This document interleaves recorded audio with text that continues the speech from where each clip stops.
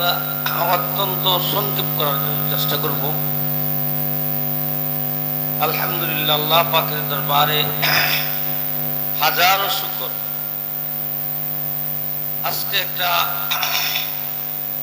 আমাদের আখিরি নবী সরদারে জাহাঁ সৈয়দুল মুরসালিন খাতামুন নবীন হযরত মুহাম্মদ মুস্তাফা সাল্লাল্লাহু আলাইহি ওয়াসাল্লামের মাদ্রাসায় সম্মানিত আসাতিজায়ে কেরাম, আমার প্রিয় তুলাবায়ে কেরাম, সমন্বয়ে একটা পরিবার ভুক্ত হয়ে আজকে একটা মজলিস, দিনী মজলিস তৈরি করে সেইখানে বসার এবং দু একটি কথা শোনার সুযোগ পেয়েছি, বলারও সুযোগ পেয়েছি। তার জন্য সবাই শুকরিয়া আদায় করি, আলহামদুলিল্লাহ। আমাদের উদ্দেশ্য তোমাদেরকে সহি ইলম দান করা, পাশাপাশি আমল দান করা। আমরা একটা বহুত বড় গুরু দায়িত্ব নিয়ে আমরা এখানে বসলাম। আমাদের আসাতিজায়ে কেরাম এখানে যারা উপস্থিত আছেন অথবা অনুপস্থিত, সকলেরই এই বৎসরের শুরু থেকেই চেষ্টা করে আসতেছেন এবং শেষ পর্যন্ত চেষ্টা চালিয়ে যাবেন যাতে দেওয়া যায়। আর এটাও চেষ্টা চলতেছে যে তোমরা যেন নিতে পারো।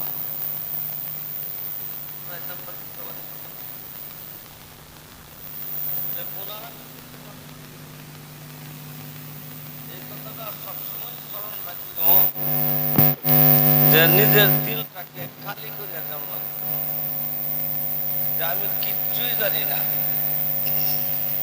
আমাদের উস্তাদগণ ঠিক যেইভাবে আমাদেরকে চালাতে চান, ঠিক সেইভাবে আমি চলার চেষ্টা করি।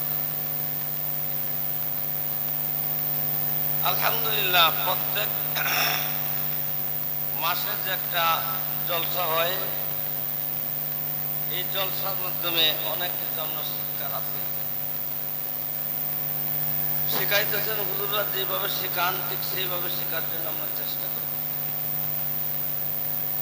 যেমন আমরা চেষ্টা করব যে আমার যে কথা বলা এটা আল্লাহ তৌফিক দিয়েছেন বিধায়ী বলতে পারছি,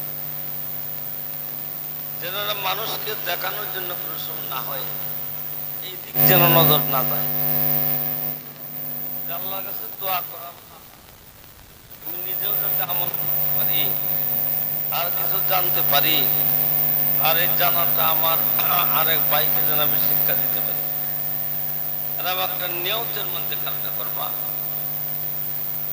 আর প্রত্যেক জলসাই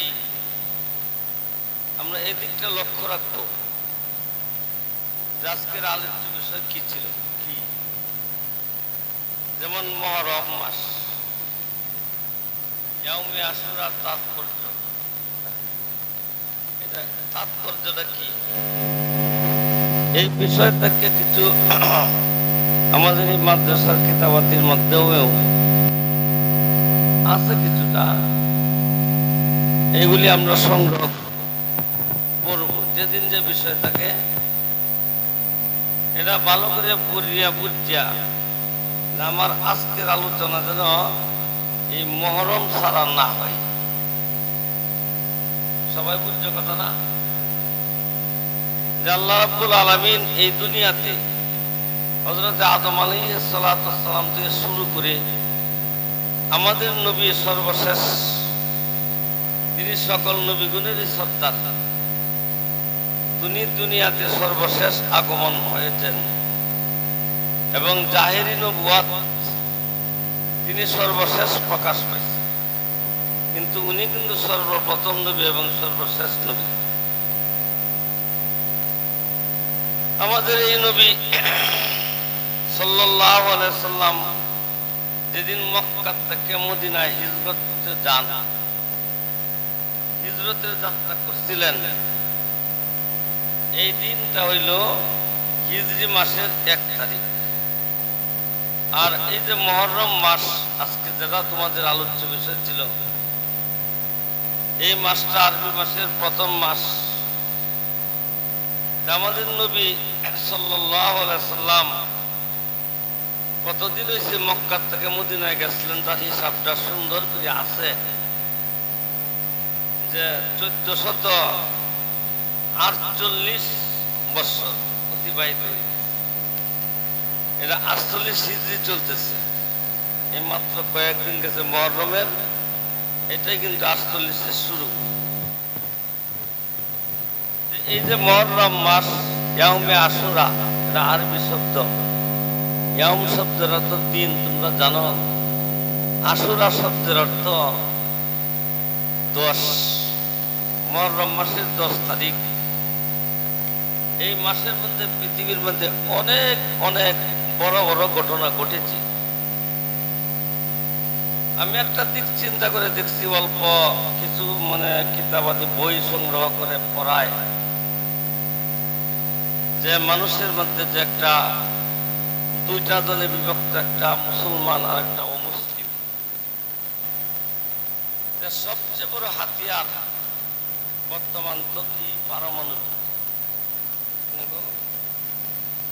আমি মনে করি যে পারমাণবিকের থেকেও আরেকটা বড় হাতিয়ার আছে।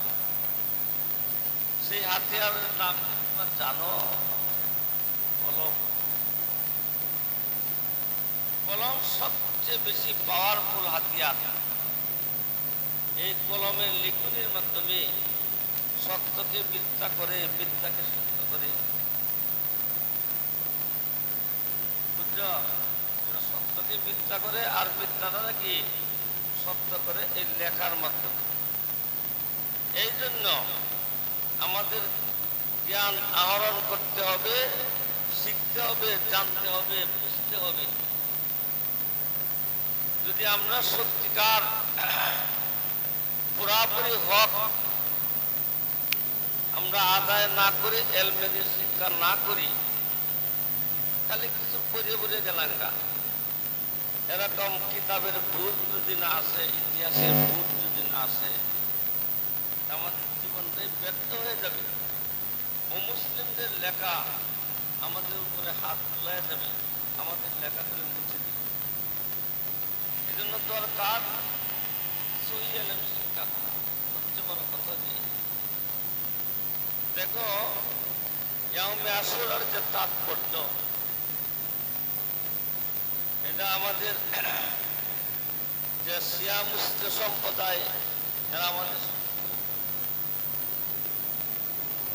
এদের যে পীর মুশাররফ হোসেন সাহেব, তিনি লেখছেন আমাদের সরদার জাহার শ্রদ্ধেয় নাতি হযরতে হাসান এবং হুসাইন রাদিয়াল্লাহু তাআলা আনহু মর্মান্তিকভাবে ইয়াউমে আশুরার 10 তারিখে শাহাদাত বরণ করেছিলেন কারবালার ময়দানে।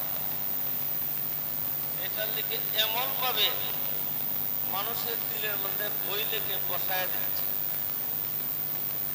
এই দুনিয়ার সকল মানুষকে কাঁধে চোখের পানি পড়ে আয় আশফুস করতে থাকে।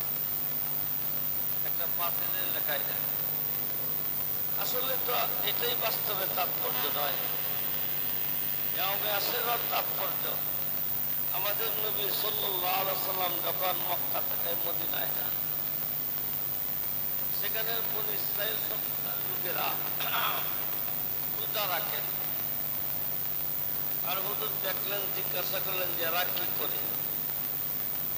বলল যে এরা তো এই যে বনী ইসরাইল সম্প্রদায়ের লোকেরা, তার মধ্যে হযরতে মূসা আলাইহিস সালাম যখন নবী ছিলেন, ফিরআউনের সাথে যুদ্ধ করে বিজয় লাভ করছে, তারই সুক্রিয়া তারা রোজা রাখে। আমাদের নবী বললেন, তিনি তো আমাদের পূর্বসূরি নবী, কাজে আমরা রাখলাম 2 দিন। রাসূল সাল্লাল্লাহু আলাইহি সাল্লাম যেটা করেছেন, সেটাই ওই যে মহরমের তাৎপর্য। আর ওই দিন অনেক ঘটনা ঘটছে, কোনোদিন বলবো। যাই হোক, সবচেয়ে বড় কথা হইল যে আমরা যে মাদ্রাসায় আসছি, পানি ঠান্ডা পানি আমরা লাগবেই থাকবো, লাগবেই থাকবো, বুঝি আর না বুঝি লাগবেই থাকবো। একটাই ধারণা যে আমাকে হাফেজ হতে হবে, আমাকে আলেম হতে হবে, দাওরা পর্যন্ত খিতাবের সহি বুঝ আর কৌমি মাদ্রাসার একটা ফসুল দুই মলনের যা আছে সে পায়, বাংলা হোক উর্দু হোক ফার্সি হোক, প্রত্যেকটির মধ্যে বড় বড় মনুষ্যদের লেখা, স্কুলের লেখার মতো এই লেখা নেই, আরো অনেক উন্নত মানের। কিন্তু আমরা উন্নত কেন, আমরা এটা চেষ্টা করে পুরাপুরি হক আদায় করি না, ভালো করে শিক্ষা করি না, বিধায় আমরা দুর্বল। আমি আশা করব যে আমাদের আত্মাকে আগে গুণামুক্ত করব, গুণামুক্ত করলে কি এলেম আসতে থাকবে, আমল আসতে থাকবে, আর সহি বিদ্যা শিক্ষা করব, পুরাপুরিভাবে শিক্ষা করব, যেন আমরা আমাদের সামনে বাতেলটা কলমের মাধ্যমে বিজয় না হতে পারে, আমরা যেন বিজয় লাভ করতে